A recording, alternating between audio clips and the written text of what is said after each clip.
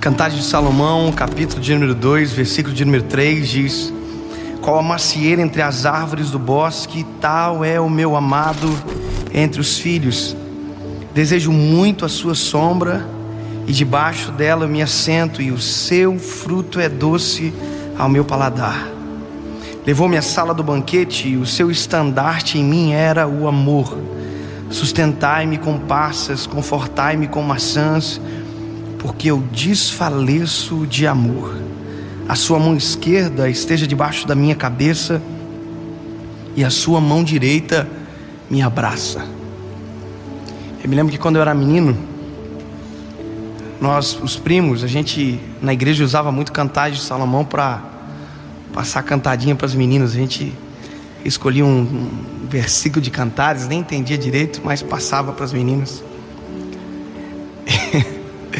E eu, durante muito tempo, nunca parei para observar exatamente o que era o livro de Cantares e a profundidade do livro. Até que um dia eu estava pegando um voo, vindo para casa, e sentou um pastor do meu lado. E naquele dia, eu sou muito conversador, mas naquele dia, durante 1 hora de voo, eu não consegui falar absolutamente nada. E não é porque ele falava demais, é porque eu escolhi não falar. Eu escolhi ouvir. E durante 1 hora aquele homem falou para mim sobre vida com Deus, sobre secretos, sobre intimidade, sobre jejum, sobre oração. Enquanto ele falava para mim, eu dizia dentro de mim: eu vou pregar isso que ele está dizendo para mim. Eu vou pregar essa palavra. E eu me lembro que ele pegou esse texto de Cantares de Salomão, capítulo 2, versículo 3. E quando ele leu o texto para mim, eu falei: uau, eu preciso pregar essa palavra. E quando eu pensei isso no meu coração, que eu precisava pregar essa palavra, eu me lembro que ele disse para mim: pastor Dave, sabe qual que é o nosso problema? É que tudo aquilo que a gente ouve, a gente quer pregar. E eu falei: esse homem leu a minha mente. E eu fiquei com vergonha, e eu disse: como assim? Ele disse: nós temos o problema que tudo que a gente acha que é bonito, a gente que pensa que é para os outros. A gente já quer aplicar para os outros, a gente já quer falar para os outros, a gente prega para todo mundo. E esse é o panorama da nossa geração. A gente fala tudo para os outros. A gente lê um texto e a gente diz: uau, isso aí é excelente para postar no Facebook. A gente procura no Google textos para publicar no Facebook, textos sobre fé, sobre coragem, sobre vida espiritual, sobre vida com Deus, porque a gente sempre quer mostrar para os outros. Quando ele falou aquilo para mim, eu me lembro que dentro do meu coração eu comecei a chorar. Eu dizia dentro do meu coração: eu sou uma vergonha, Senhor, porque eu sou exatamente isso. Eu estou parando de viver a verdade da Tua palavra apenas para falar da realidade da Tua palavra para os outros. Os outros estão chorando, mas eu não estou vivendo mais. Eu não estou vivendo mais a realidade daquilo que eu estou ministrando para os outros. E sabe, é muito visível quando você fala de algo que você não compra, quando você tenta vender algo que você não consome, porque não há verdade quando não há experiência. É muito legal falar de coisas bonitas, mas são extraordinárias as coisas bonitas quando são a nossa prática. Eu me lembro que quando ele foi ministrando no meu coração, falando todas as coisas, falando que ele ficou 21 dias de jejum. Quando ele disse para mim: pastor, eu fiquei 21 dias no jejum, porque o meu filho falou para mim que eu não tinha moral de falar de jejum para ele. Eles são nos Estados Unidos. E o filho dele um dia chegou dizendo que ia fazer o jejum que o filho do amigo, com um amigo dele, estava fazendo no colégio, que era do Ramadã, de 40 dias. Aí ele falou para o filho: filho, você não pode fazer esse jejum. E aí o filho olhou para ele e disse: pai, quem é você para falar para mim de jejum? O meu amigo pode falar, porque os pais dele jejuam, ele jejua, o senhor não. E aquilo arrebentou. E ele disse: então eu jejuei durante 21 dias. E eu escrevi um livro, 21 dias num lugar secreto. À medida que ele falava para mim, a minha vontade era descer daquele avião e ir louco para casa, me fechar no quarto e orar e conversar com Deus e viver aquilo que eu precisava viver.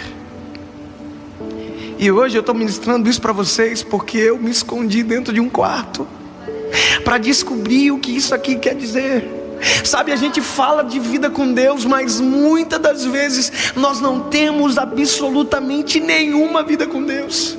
É uma geração que diz que Deus é lindo, mas nunca contemplou a grandiosidade da glória dele dentro de um quarto, nunca chorou sem conseguir secar as lágrimas, nunca conseguiu viver aquilo que fala. E é por isso que é tão ralo, é por isso que é tão vazio, é por isso que não conquista ninguém. Agora, quando você fala de algo que você experimentou, a realidade transforma você primeiro. E quando você fala, não são só palavras, são vida fluindo através da nossa boca. Quando eu olhei esse texto, quando a noiva está dizendo para o amado: entre todas as árvores do bosque, tu és o meu amado. Sabe o que é isso?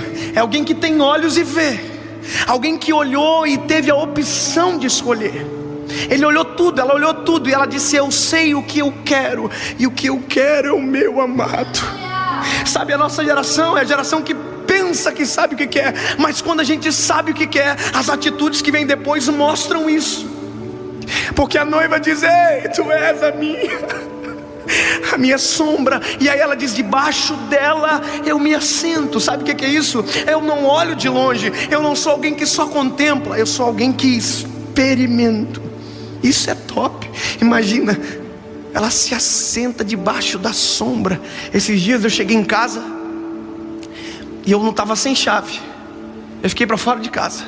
E eu caminhei durante uns 7, 8 minutos no sol escaldante. E quando eu cheguei para entrar onde eu moro, estava fechado. E sabe o que eu procurei? Porque eu estava muito cansado, ofegante. Eu procurei uma sombra. E sombra é um lugar de descanso, de refrigério.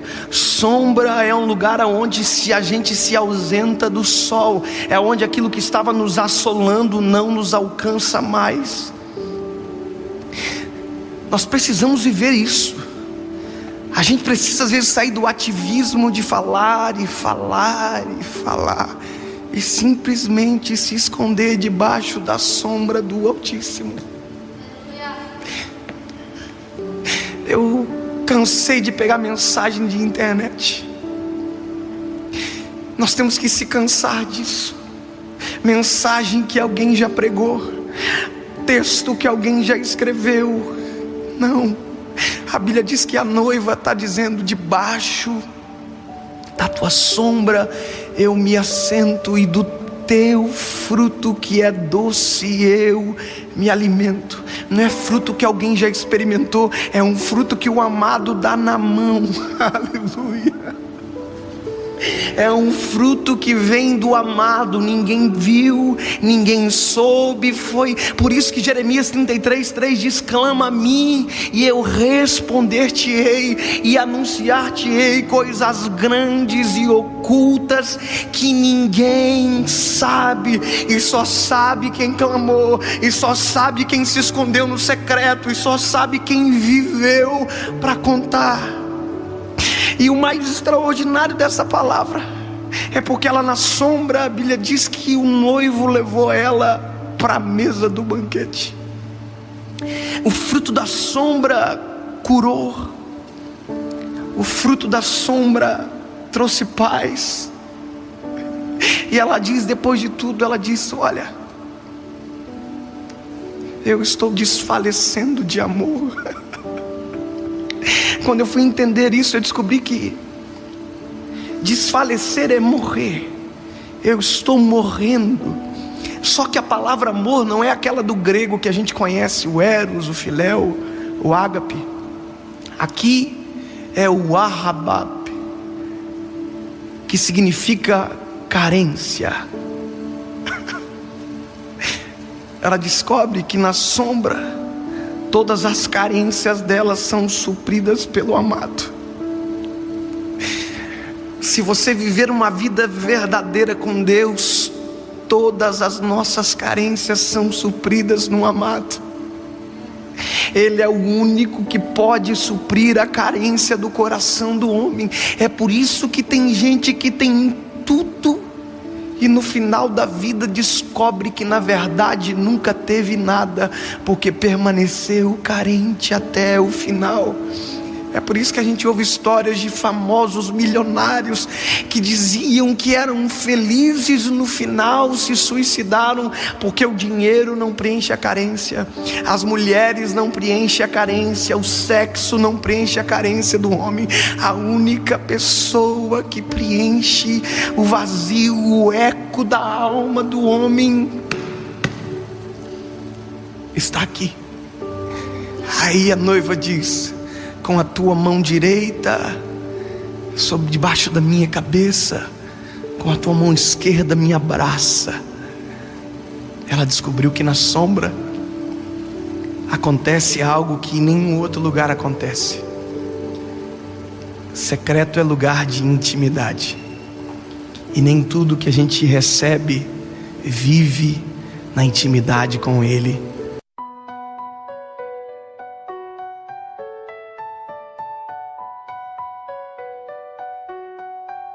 Such into eyes,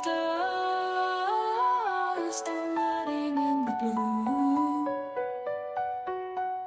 A sea of emotions where I'm not thinking of you. Your touch is a wave that crashes on my skin. Slipped away in the undertow of our love within. I'm lost in your ocean where the tides are high, drowning in the moment and never saying goodbye. In your love I'm free where the darkness shines, lost in your ocean. A gente precisa contar.